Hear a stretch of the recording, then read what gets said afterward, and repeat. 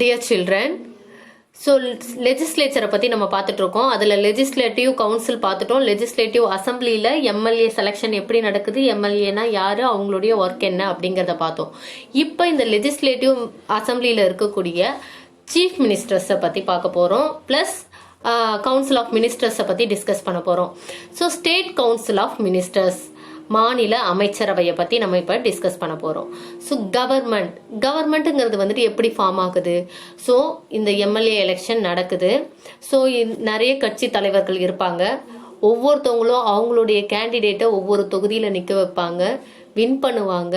So அதில் மெஜாரிட்டியாக எந்த party win பண்ணுதோ, நிறைய தொகுதியில் எந்த கட்சியினுடைய வேட்பாளர்கள் வெற்றி பெறுறாங்களோ அந்த கட்சியினுடைய தலைவரை தான், லீடரை தான் நம்ம என்னன்னு சொல்றோம் அப்படின்னா சீஃப் மினிஸ்டர் அப்படின்னு சொல்றோம். The leader of the majority party in the election is chosen as chief minister. Okay, so இந்த தமிழ்நாட்டில் பொறுத்த வரைக்கும் 234 லெஜிஸ்லேட்டிவ் கான்ஸ்டிடியூயன்சி இருக்கு, சட்டமன்ற தொகுதிகள் இருக்கு. ஸோ இதில் 118க்கு மேலே எம்எல்ஏஸ் வந்துட்டு எந்த பார்ட்டியில் இருக்காங்களோ அவங்க தான் வந்துட்டு என்ன பண்ணலாம் அப்படின்னா சீஃப் மினிஸ்டராக மாற முடியும். எந்த கட்சியின் கீழே வந்துட்டு 118, அதாவது பெரும்பான்மை எந்த கட்சி பெறுதோ, அதிக வேட்பாளர்கள் எந்த கட்சியில் வந்துட்டு வின் பண்ணுறாங்களோ அவங்க தான் வந்துட்டு என்ன பண்ணலாம் அப்படின்னா அந்த கட்சியினுடைய தலைவர் வந்துட்டு சீஃப் மினிஸ்டராக இருக்கலாம். ஸோ அந்த கவர்னர் என்ன பண்ணுறாங்க அப்படின்னா அந்த சீஃப் மினிஸ்டர் அவங்களுடைய கவுன்சில் ஆஃப் மினிஸ்டர்ஸை தான் வந்துட்டு இந்த கவர்மெண்ட்டை ஃபார்ம் பண்ணுறதுக்காக இன்வைட் பண்ணுறாங்க.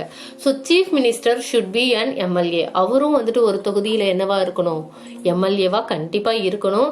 ஸோ அந்த சீஃப் மினிஸ்டர் தான் என்ன பண்ணுறாங்க அப்படின்னா அவர் 118 எம்எல்ஏஸ் கிட்ட அதுக்கு அல்லது அதற்கு மேற்பட்ட எம்எல்ஏஸ்கள் வந்துட்டு என்ன பண்ணியிருப்பாங்க அப்படின்னா வின் பண்ணியிருப்பாங்க அவருடைய கட்சியில்.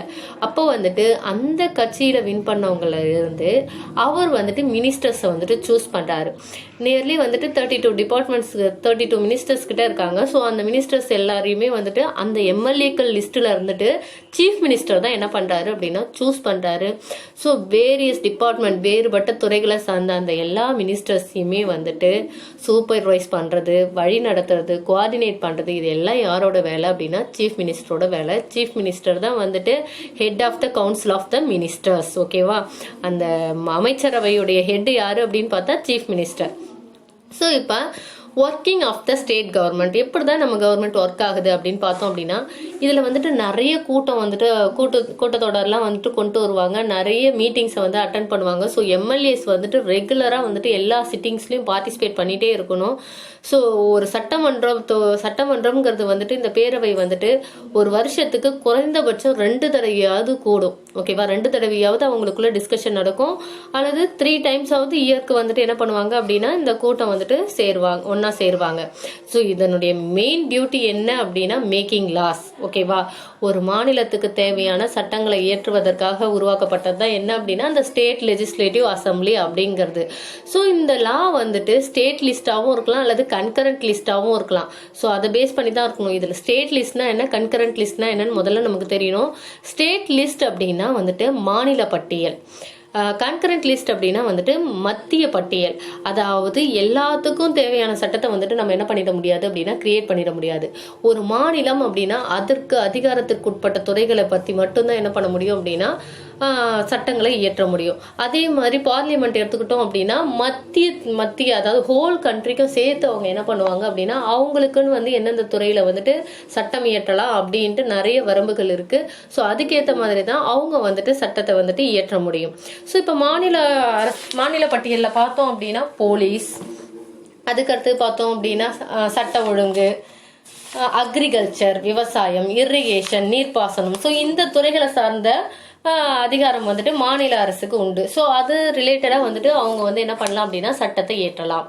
ஒரு மாநில அரசு அதற்கு தேவையான சட்டத்தை வந்துட்டு என்ன பண்ணலாம் அப்படின்னா இயற்றலாம். இதே மத்திய அரசுன்னு வச்சுக்கோங்களேன், சென்ட்ரல் கவர்மெண்ட் அப்படின்னு வச்சுக்கிறோம். ஸோ இந்த கன்கரண்ட் லிஸ்ட்ல என்னென்ன டிபார்ட்மெண்ட்லாம் இருக்குன்னா நம்மளுடைய ஹோல் கண்ட்ரியும் பேஸ் பண்ண அதிகாரம் தான் வந்துட்டு அவங்கள்ட்ட இருக்கும். அதாவது நம்மளுடைய நாட்டினுடைய பாதுகாப்பு, வெளிநாட்டோட தொடர்பு, ஸோ இந்த மாதிரியான விஷயங்கள், மேரேஜ், எஜுகேஷன், இது மாதிரி காமனா எல்லாருக்கும் பொருந்தக்கூடிய வகையில் இருக்கக்கூடிய அதிகாரம் வந்துட்டு மத்திய அரசுல இருக்கும். ஸோ நம்மளுடைய மாநில அரசு அரசு மாநில சம்பந்தப்பட்ட சட்டங்களை வந்துட்டு என்ன பண்ணலாம் அப்படின்னா இயற்றலாம். ஓகேவா? ஸோ இப்போ state council of ministers, so assembly, இந்த சட்டமன்ற பேரவைன்னு சொல்கிறோம் இல்லையா, இந்த லெஜிஸ்லேட்டிவ் அசம்பிளிக்கு வந்துட்டு உள்ளதான் வந்துட்டு எல்லா மினிஸ்டர்ஸுமே அந்த அசம்பிளிக்குள்ளதான் வந்துட்டு அந்த அசம்பிளிக்கு வந்துட்டு அந்த மினிஸ்டர்ஸ் மேலே ஒரு கண்ட்ரோல் இருக்குது. ஓகேவா? அவங்களுக்கு கீழே தான் வந்துட்டு மினிஸ்டர்ஸ் எல்லாமே. ஸோ இந்த மினிஸ்டர்ஸும் என்ன பண்ணி ஆகணும் அப்படின்னா அந்த சட்டமன்ற பேரவையில் இருக்கக்கூடிய மெம்பர்ஸ்க்கு வந்துட்டு ஆன்சர் பண்ணியே ஆகணும். அவங்க கேட்குற கொஸ்டினுக்கு ஆன்சர் பண்ணியே ஆகணும். எப்போ வந்து இந்த அசம்பிளி வந்துட்டு என்ன பண்ணும் அப்படின்னா நம்பிக்கை இல்லா தீர்மானம்னு ஒன்று கொண்டு வருவாங்க, நோ கான்ஃபிடன்ஸ் மோஷன். அதாவது இந்த அங்கே இருக்கக்கூடிய அந்த கவுன்சில் ஆஃப் மினிஸ்டர்ஸ், அந்த அமைச்சரவையின் மீது எங்களுக்கு நம்பிக்கை இல்லை, அவங்க சரியாக வந்துட்டு ஒர்க் பண்ணலை, அவங்களுடைய பர்ஃபார்மன்ஸ் சாட்டிஸ்ஃபேக்ஷனாக இல்லைன்ட்டு தோணுதோ அப்போ அசம்பிளியில் வந்துட்டு நோ கான்ஃபிடன்ஸ் மோஷனை பாஸ் பண்ணிட்டாங்க அப்படின்னா கவர்னர் என்ன பண்ணலாம் அப்படின்னா இந்த இதை ஒட்டுமொத்தமாக கலைக்கக்கூடிய அதிகாரம் அவருக்கு இருக்கு. ஸோ லெஜிஸ்லேட்டிவ் அசம்பிளிக்கு வேற எதன் மேலே கண்ட்ரோல் இருக்கு அப்படின்னா ஃபினான்ஸ் ஆஃப் த ஸ்டேட். ஒரு மாநிலத்தினுடைய நிதியின் கீழே வந்துட்டு லெஜிஸ்லேட்டிவ் அசம்பிளி சட்டமன்ற பேரவைக்கு வந்துட்டு முழு அதிகாரமும் இருக்கு. ஏதாவது ஒரு பில் வந்துட்டு பாஸ் ஆகணும் அப்படின்னா அந்த பில் வந்துட்டு கண்டிப்பா எங்க தான் கொண்டு வரணும் அப்படின்னா அசம்பிளியில கொண்டு வரணும். ஓகேவா? அதாவது வந்துட்டு எந்த ஒரு டேக்ஸா இருக்கட்டும், எந்த ஒரு டேக்ஸை நம்ம விதிக்கிறதா இருந்தாலும் சரி, அல்லது இன்க்ரீஸ் பண்றாங்க, ஏற்கனவே இருக்கிற டேக்ஸை அதிகமாக்குறாங்க, ஏற்கனவே இருக்கிற டேக்ஸை ரிடியூஸ் பண்றாங்க, அல்லது வந்து அந்த ஃபர்ஸ்ட் டேக்ஸை வந்துட்டு விதிக்கிறாங்க, அதுக்கப்புறம் அதை வந்து கேன்சல் பண்றாங்க, இது மாதிரி எந்த ஒரு விஷயமா இருந்தாலும் அதுக்கு வந்துட்டு அசம்பிளியில வந்துட்டு முதல்ல அதை இன்ஃபார்ம் பண்ணி அங்க அப்ரூவல் வாங்கி அதுக்கப்புறம் தான் வந்துட்டு அதை எக்ஸிபிட்டே பண்ண முடியும். ஓகேவா? ஸோ எந்த ஒரு சட்டமா இருந்தாலும் சரி, எந்த ஒரு மசோதாவா இருந்தாலும் சரி, அதை முதல்ல வந்துட்டு சட்டமன்றத்தில் வந்துட்டு என்ன பண்ணணும் அப்படின்னா அப்ரூவல் வாங்கணும். அங்க இருக்கக்கூடிய மெஜாரிட்டி ஆஃப் மெம்பர்ஸ் வந்துட்டு அதை அக்செப்ட் பண்ணதுக்கு அப்புறம் தான் வந்துட்டு கவர்னர் கையெழுத்து ஆனதுக்கு அப்புறம் தான் வந்துட்டு அது சட்டமாவே மாறும். அதை கன்ஃபார்மா எல்லாரும் ஃபாலோ பண்ற மாதிரியா மாறும். புரியுதா? ஸோ எந்த ஒரு மசோதாவா இருந்தாலும் ஃபர்ஸ்ட் என்ன பண்ணி ஆகணும், நிறைய விஷயங்களை வந்துட்டு எம்எல்ஏஸ் வந்து டிஸ்கஸ் பண்ணுவாங்க. டிஸ்கஸ் பண்ணி என்ன பண்ணுவாங்க அப்படின்னா அதுக்கு வந்துட்டு இந்த அசம்பிளியில் வந்துட்டு என்ன பண்ணுவாங்க அப்படின்னா எல்லாரும் வந்துட்டு பேசும்போது அதில் மெஜாரிட்டியாக யார் வந்துட்டு அக்செப்ட் பண்ணுறாங்களோ அப்படி அக்செப்ட் பண்ணும்போது தான் வந்துட்டு அதை கவர்னர் வந்துட்டு என்ன பண்ணுவாங்க அப்படின்னா சைன் பண்ணி அதை வந்துட்டு லாவாக வந்துட்டு ஆக்டாக வந்துட்டு மாற்றுறது. So elected members of the legislative assembly. So இந்த எம்எல்ஏ வந்துட்டு வேற எதெல்லாம் பார்ட்டிசிபேட் பண்ணுறாங்க அப்படின்னா பிரசிடென்ட் எலெக்ஷனில் அவங்க ஒரு இம்பார்ட்டன்ட் பார்ட். அதுக்கடுத்து ராஜ்யசபா மெம்பர்ஸை செலக்ட் பண்ணுறதுலையும் வந்துட்டு அவங்களுக்கு முக்கிய பங்கு இருக்குது. அதுக்கப்புறம் இந்த மேக்கிங் லாஸ் சொன்னோம் இல்லையா, அந்த கான்ஸ்டிடியூஷனில் அரசியலமைப்பு சட்டத்தில் ஏதாவது சீர்திருத்தம் கொண்டு வரணும் அப்படின்னாலும் அதுலேயும் அவங்க வந்துட்டு இந்த அசம்பிளி வந்துட்டு ஒரு இம்பார்ட்டன்ட் பார்ட்டாக வந்துட்டு இருக்குது. ஸோ இந்த 3 பேசிக் ஃபங்க்ஷன் கவர்மெண்ட்டில் வந்துட்டு மெயினாக 3 பேசிக் ஃபங்க்ஷன்ஸ் இருக்குது: making laws, executive laws, ensuring justice. ஓகேவா? ஏற்கனவே நம்ம சொன்னதுதான் எக்ஸிக்யூட்டிவ், அதுதான் executing laws, making laws legislature, ensuring justice judiciary. So இந்த 3 டிபார்ட்மெண்ட்ஸ் தான் வந்துட்டு நம்ம ஏற்கனவே கவர்மெண்ட்டோடைய இம்பார்ட்டன்ட் ஆர்கன்ஸ் சொன்னோம். ஸோ இது 3 தான் வந்துட்டு பேசிக் ஃபங்க்ஷனே கவர்மெண்ட்ல. ஸோ எப்படி லாஸ்லாம் வந்துட்டு ஸ்டேட் கவர்மெண்ட்ல உருவாகுது, how laws are made in state government அப்படின்னு பார்த்தோம் அப்படின்னா இந்த ரூல்ஸ் அண்ட் ரெகுலேஷன்ஸ் எல்லாமே வந்துட்டு மக்களுக்காக, மக்களுடைய நலனுக்காக மக்களால் தேர்ந்தெடுக்கப்பட்ட பிரதிநிதிகள் தான் வந்துட்டு உருவாக்குறாங்க. ஃபார் எக்ஸாம்பிளுக்கு you cannot keep a gun without having a license. License இல்லாமல் நம்மளால என்ன பண்ண முடியாது, கன் வச்சுக்க முடியாது. லைசன்ஸ் இல்லாமல் வண்டி ஓட்ட முடியாது, வண்டி ஓட்டக்கூடாது. 18 இயர்ஸ்க்கு முன்னாடி இருக்கிற பெண்கள் வந்துட்டு குழந்தைகள் வந்துட்டு என்ன பண்ணக்கூடாது, பெண்களுக்கு திருமணம் செய்யக்கூடாது.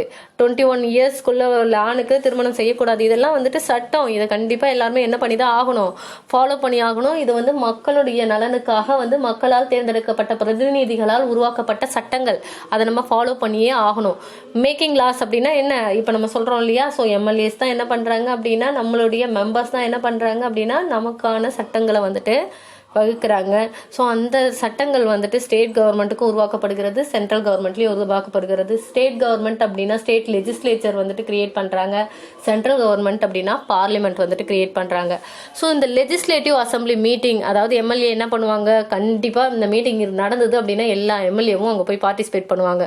So public work, education, law and order, இது மாதிரி வேரியஸ் ப்ராப்ளம்ஸ் நம்ம ஸ்டேட்டில் என்னென்ன ப்ராப்ளம்லாம் வரும், ஸோ இரிகேஷன் ப்ராப்ளம் வருதா, வாட்டர் வந்துட்டு சென்ட் பண்ண முடியலையா, ப்ரொவைட் பண்ண முடியலையா, ஸோ இது மாதிரியான எல்லா ப்ராப்ளமையும் டிஸ்கஸ் பண்ணுவாங்க. ஒரு டிசீஸ் வருதா எல்லாத்தையும் டிஸ்கஸ் பண்ணுவாங்க.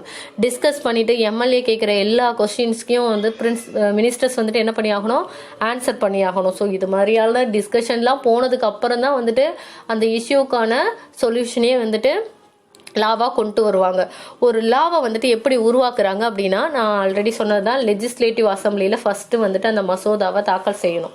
ஓகேவா? என்ன வந்துட்டு எந்த விஷயத்த நம்ம டிஸ்கஸ் பண்ணுறோமோ அதை வந்துட்டு என்ன பண்ணணும், அதுக்கான பில் வந்துட்டு மசோதாவை வந்துட்டு லெஜிஸ்லேட்டிவ் அசம்பிளி சட்டமன்ற பேரவையில் அதை தாக்கல் செய்யணும். அதை பற்றின விவாதங்களும் கலந்துரையாடலும் அங்கே நிகழும். எல்லா எம்எல்ஏஸும் வந்திருப்பாங்க. எல்லாரும் என்ன பண்ணுவாங்க, டிஸ்கஸ் பண்ணுவாங்க. டிபேட் அண்ட் டிஸ்கஷன் நடக்கும். நடந்ததுக்கப்புறம் வந்துட்டு அதில் ஏதாவது சேஞ்சஸ் பண்ணலாம் அப்படின்னா அவங்களுடைய கருத்துக்களை வச்சு அந்த பில்லை வந்துட்டு சேஞ்சஸ் நடக்கும். இப்போ இந்த பில்லை வந்துட்டு மோர் தென் ஆஃப் ஆஃப் த எம்எல்ஏஸ், ஓகேவா, எல்லா எந்த பக்கம் மெஜாரிட்டி ஆஃப் எம்எல்ஏஸ் வந்து அக்செப்ட் பண்ணிக்கிறாங்களோ அப்போ வந்து அந்த பில் வந்துட்டு என்ன பண்ணும் அப்படின்னா பாஸ் பண்ணுவாங்க. அந்த பில்லில் வந்துட்டு யாருடைய கையெழுத்து இருக்கணும், கவர்னருடைய கையெழுத்து இருக்கணும். நான் சொல்கிறது புரியுதா? சட்டமன்றத்தில் வந்துட்டு ஒரு மசோதா சட்டமாக்கப்படணும்னா 2 அவையிலையுமே வந்துட்டு அதை நிறைவேற்றணும். அதாவது வந்துட்டு லெஜிஸ்லேட்டிவ் கவுன்சில்லையும் அதை வந்துட்டு டிஸ்கஸ் பண்ணணும், லெஜிஸ்லேட்டிவ் அசம்பிளிலையும் அதை டிஸ்கஸ் பண்ணணும். அதுக்கப்புறம் மெஜாரிட்டியாக வந்துட்டு யார் அக்செப்ட் பண்ணுறாங்களோ, எதை அக்செப்ட் பண்ணாங்க அப்படின்னா, மெஜாரிட்டியாக அக்செப்ட் பண்ணுறாங்க அப்படின்னா அதில் வந்து கவர்னர் சைன் பண்ணி அதை என்ன பண்ணுவாங்க அப்படின்னா ஆக்டாக வந்துட்டு மாற்றுவாங்க, சட்டமாக மாற்றுவாங்க. இப்போ தமிழ்நாடுன்னு எடுத்துக்கிட்டோம் அப்படின்னா இங்கே வந்துட்டு அந்த மேல் சபைன்னு கிடையாது, லெஜிஸ்லேட்டிவ் கவுன்சில் கிடையாது. அப்போ இங்கே வந்துட்டு ஒன்று தான் லெஜிஸ்லேட்டிவ் அசம்பிளி மட்டும்தான். அப்போ வந்துட்டு இந்த மசோதா வந்து சட்டமாக்கப்படணும் அப்படின்னா இந்த லெஜிஸ்லேட்டிவ் அசம்பிளியில், அதாவது 234 எம்எல்ஏஸ் இருக்காங்க. இந்த எம்எல்ஏஸில் வந்துட்டு மெஜாரிட்டியாக அக்செப்ட் பண்ணுறாங்களா, ரிஜெக்ட் பண்ணுறாங்களா? அக்செப்ட் பண்ணிட்டாங்க அப்படின்னா கவர்னர் வந்துட்டு அதில் சைன் பண்ணிவிட்டு அதை ஆக்டாக வந்துட்டு பாஸ் பண்ணுவாங்க. இல்லை அப்படின்னா வந்துட்டு அதை கேன்சல் பண்ணிடுவாங்க. புரியுதா? ஒரு சட்டம் எப்படி உருவாகுதுன்னு தெரியுதா? எம்எல்ஏக்கெல்லாம் வந்துட்டு வேரியஸ் டாப்பிக்கை வந்துட்டு டிஸ்கஸ் பண்ணி அந்த அப்போ இருக்கக்கூடிய மாநிலத்தினுடைய நிலவரத்தை பொறுத்து அவங்க டிஸ்கஸ் பண்ணி என்ன பண்ணுவாங்க அப்படின்னா ஒரு மசோதாவை அவங்க அசம்பிளியில் முதல்ல வந்துட்டு தாக்கல் பண்ணுவாங்க. அதை எல்லாரும் டிஸ்கஸ் பண்ணி எது சரி எது தப்பு அப்படின்ட்டு அவங்கவுங்க பாயிண்ட் ஆஃப் வியூவில் டிஸ்கஸ் பண்ணி மெஜாரிட்டியாக அக்செப்ட் பண்ணிக்கிட்டாங்க அப்படின்னா அதை வந்துட்டு கவர்னர் சைன் பண்ணி ஆக்டாக பாஸ் பண்ணுவார். இல்லை அப்படின்னா அதை ரிஜெக்ட் பண்ணிடுவாங்க. ஒரு ஸ்டேட் லெஜிஸ்லேச்சரில் வந்துட்டு எப்படி ஃபாலோ பண்ணுறாங்க அப்படின்னா பார்லிமெண்ட்டில் எப்படி ஃபாலோ பண்ணுறாங்களோ இதே தான் நாடாளுமன்றத்துலேயும் செய்வாங்க. பார்லிமெண்ட்லேயும் என்ன பண்ணுவாங்க அப்படின்னா ராஜ்யசபா லோக்சபா சொல்கிறோம் இல்லையா, 2த்துலேயுமே வந்துட்டு அந்த மசோதாவை வந்து தாக்கல் செய்து 2த்துலேயுமே வந்துட்டு விவாதம் செய்யப்பட்டு ரெண்டு பேருமே வந்துட்டு நிறைவேற்றப்பட்டால் மட்டும்தான் அதுக்கப்புறம் பிரசிடென்ட்டை சைன் வாங்கிட்டு அதை ஆக்டாக பாஸ் பண்ணுவாங்க. இங்கே நம்ம அதே இது வந்து பிரசிடென்ட்டுக்கு பதிலாக வந்து கவர்னர், அங்கே வந்துட்டு ராஜ்யசபா லோக்சபாங்கிறது இங்கே லெஜிஸ்லேட்டிவ் கவுன்சில் லெஜிஸ்லேட்டிவ் அசம்பிளி அப்படின்னு சொல்கிறோம். அவ்வளோதான் வித்தியாசம். ஸோ இங்கே பொறுத்த வரைக்கும் லெஜிஸ்லேட்டிவ் கவுன்சிலுக்கு விட லெஜிஸ்லேட்டிவ் அசம்பிளிக்கு தான் பவர் அதிகம். நம்ம லெஜிஸ்லேட்டிவ் அசம்பிளியை தான் லோயர் ஹவுஸ்னு சொல்கிறோம், லெஜிஸ்லேட்டிவ் கவுன்சிலை தான் வந்து அப்பர் ஹவுஸ்னு சொல்கிறோம். ஸோ இங்கே லோயர் ஹவுஸ்க்கு தான் பவர் அதிகம், லெஜிஸ்லேட்டிவ் அசம்பிளிக்கு தான் பவர் அதிகம். அதனால தான் நிறைய ஸ்டேட்டில் கவுன்சிலே வேணான்ட்டு கேன்சல் பண்ணியிருக்காங்க. ஸோ இப்போ இந்த லாஸை வந்துட்டு எக்ஸிக்யூட் பண்ணுறோம் அப்படின்னா அது யாரோட வேலை அப்படின்னா கவுன்சில் ஆஃப் மினிஸ்டர்ஸ். ஓகேவா? ஸோ இந்த கவுன்சில் ஆஃப் மினிஸ்டர்ஸ் என்ன பண்ணுறாங்க அப்படின்னா இந்த லாவை வந்துட்டு அவங்க தான் வந்துட்டு எக்ஸிக்யூட் பண்ணுறாங்க. லா மேக்கிங் வந்துட்டு பார்த்தோம் அப்படின்னா எம்எல்ஏஸ் வந்துட்டு பண்ணுறாங்க. ஸோ அதுக்கப்புறம் மினிஸ்டர்ஸ் தான் என்ன பண்ணுவாங்க அப்படின்னா அதை எக்ஸிக்யூட் பண்ணுவாங்க. ஸோ நம்மளுடைய லெஜிஸ்லேட்டிவ் அசம்பிளி எங்கே இருக்குன்னு சொல்லியிருந்தேன், தமிழ்நாட்டில். அதாவது தமிழ்நாட்டுடைய லெஜிஸ்லேட்டிவ் அசம்பிளி எங்கே இருக்குது அப்படின்னா சென்னையில் சென்ட் ஜார்ஜ் ஃபோர்ட்டில் இருக்குது. ஸோ இந்த லாஸ் வந்துட்டு எக்ஸிக்யூட் பண்ணுறோம் அப்படின்னா இதில் நிறைய கவர்மெண்ட் எம்ப்ளாயீஸ் இருக்காங்க. Lakh of government employees work பண்ணுறாங்க. Collector, tahsildar, block development officer, revenue officer, VAO, policeman, teachers, டாக்டர்ஸ்ன்ட்டு வந்து நிறைய எம்ப்ளாயீஸ் வந்துட்டு இருக்காங்க. ஸோ அவங்க எல்லாருக்குமே ஸ்டேட் கவர்மெண்ட் தான் வந்துட்டு என்ன பண்ணுது அப்படின்னா சேலரியை வந்துட்டு பே பண்ணுது. அப்போ எல்லாருமே கவர்மெண்ட்டுடைய ரூல்ஸை என்ன பண்ணி தான் ஆகணும், ஃபாலோ பண்ணியே ஆகணுங்கிற கட்டாயம் அவங்களுக்கு இருக்குது. ஓகேவா? சொன்னது புரியுதா? ஸோ வந்து எந்த ஒரு மணி பில்லுமே வந்துட்டு எந்த ஒரு பில்லுமே சட்டமாக்கப்பட வேண்டும், எந்த ஒரு மசோதா சட்டமாக்கப்பட வேணும்னா எடுத்தவொடனே இதுதான் சட்டம் அப்படின்னு கொண்டு வந்துட மாட்டாங்க. அதை வந்துட்டு 2 அவையிலையும் வந்துட்டு என்ன பண்ணுவாங்க அப்படின்னா தாக்கல் செய்து அதை டிஸ்கஸ் பண்ணிவிட்டு அதுக்கப்புறம் அதில் ஏதாவது சேஞ்சஸ் பண்ணணும்னா சேஞ்சஸ் பண்ணி மெஜாரிட்டியாக அக்செப்ட் பண்ணாங்க அப்படின்னா அதில் கவர்னர் சைன் பண்ணி அதுக்கப்புறம் தான் அது ஆக்டாக வந்துட்டு பாஸ் ஆகும். புரியுதா? இப்படி தான் வந்துட்டு என்ன ஆகும் அப்படின்னா ஒரு மசோதா வந்துட்டு சட்டமாக மாறும். ஓகேவா? இதில் தமிழ்நாட்டில் எத்தனை சட்டமன்ற உறுப்பினர்கள் இருக்காங்க, எத்தனை எம்எல்ஏ இருக்காங்க அப்படின்னா 234 ப்ளஸ் 1 ஆங்கிலோ இந்தியன்லேருந்து பிரசிடென்ட் வந்துட்டு நியமித்தால். ஓகேவா? ஸோ கன்ஃபார்மாக எத்தனை பேர் அப்படின்னா 234. நம்மளுடைய கான்ஸ்டிடியூயன்சி எத்தனை அப்படின்னா 234 கான்ஸ்டிடியூயன்சி வந்துட்டு தமிழ்நாட்டில் இருக்குது. ஸோ சீஃப் மினிஸ்டர் தான் வந்துட்டு கவுன்சில் ஆஃப் மினிஸ்டர்ஸ்க்கு ஹெட்டாக அவங்கள வழிநடத்துகிற ஒர்க்கை வந்துட்டு செஞ்சுட்டு இருக்காரு. ஸோ எந்த கட்சியினுடைய எம்எல்ஏக்கள் வந்துட்டு அதிக அளவில் இருக்காங்களோ அந்த கட்சியினுடைய தலைவரை தான் நம்ம சீஃப் மினிஸ்டர் அப்படின்னு சொல்கிறோம். ஸோ அந்த எம்எல்ஏ லிஸ்ட்டுலேருந்து அவர் என்ன பண்ணுவார் அப்படின்னா மினிஸ்டர்ஸை அவர் தான் வந்துட்டு சூஸ் பண்ணுவார், வழி நடத்துவார், எல்லாமே செய்வாங்க. ஸோ இந்த chief minister council of ministers சேர்ந்தது தான் என்ன அப்படின்னா கவர்மெண்ட். ஸோ இந்த லெஜிஸ்லேட்டிவ் அசம்பிளியோடைய ஒர்க் என்ன அப்படின்னா மேக்கிங் லாஸ். கவர்மெண்ட்டுடைய ஒர்க் என்ன அப்படின்னா அதில் 3 ஆர்கன்ஸ் என்னென்ன இருக்குது, executive, legislature and judiciary. Making laws, executing laws, அதுக்கப்புறம் என்ஷூரிங் ஜஸ்டிஸ். ஓகேவா? ஸோ இதுதான் வந்துட்டு நம்மளுடைய legislative assembly. Any doubt? Thank you children.